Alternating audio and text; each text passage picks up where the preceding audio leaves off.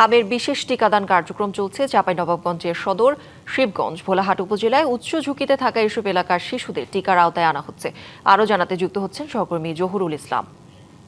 জহুরুল, টিকাদান কার্যক্রম নিয়ে কি তথ্য রয়েছে আপনার কাছে জানাবেন।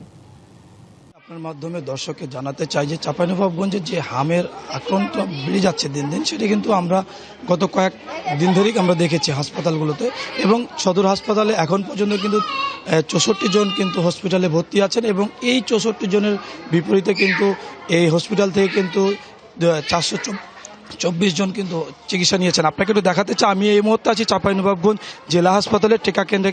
আমরা এই টিকা কেন্দ্রে কিন্তু প্রতিদিনই গতকালকে থেকে প্রতিদিনই কিন্তু টিকা নিচ্ছেন। এই বিষয়গুলো আমরা এখানকার যারা টিকা নিতে আসেন তাদেরকে জানার চেষ্টা করি তাদেরকে মাধ্যমে, এবং এখানে যারা চিকিৎসা টিকা দিচ্ছেন তাদেরকেও তাদের মাধ্যমে আমরা একটু জানার চেষ্টা করেছি যে এখানে হচ্ছে যে টিকা দিচ্ছে। আমরা একটু সদর হাসপাতালের যিনি আরমো আছেন তার সাথে আমরা কথা বলার চেষ্টা করব যে তিনি কিভাবে হচ্ছে যে টিকা কার্যক্রম চালাচ্ছেন সেই বিষয়টি আমরা একটু জানার চেষ্টা করব। একটু আপনি বলবেন যে আপনি তো টিকা কেন্দ্রে আছেন, সেক্ষেত্রে এখন পর্যন্ত কি ধরনের টিকা কার্যক্রম চলছে বলে মনে হয়?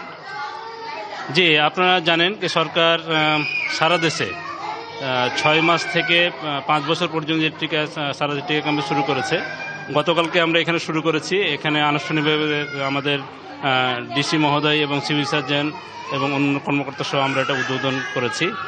গতকালকে সারাটা কিছু কম থাকলেও আজকে সকাল থেকে আপনি অলরেডি দেখতে পাচ্ছেন ভিড় আছে। গতকাল 219 জন আমাদের এখান থেকে টিকা নিয়েছে। আজকে অলরেডি 125 জন পার হয়ে গেছে, এবং আমরা ধারণা করছি কি যে যত দিন যাবে মানুষ আরও উদ্বুদ্ধ হবে এবং হচ্ছে এই Hire Google TV. Smart living powered by Homey AI.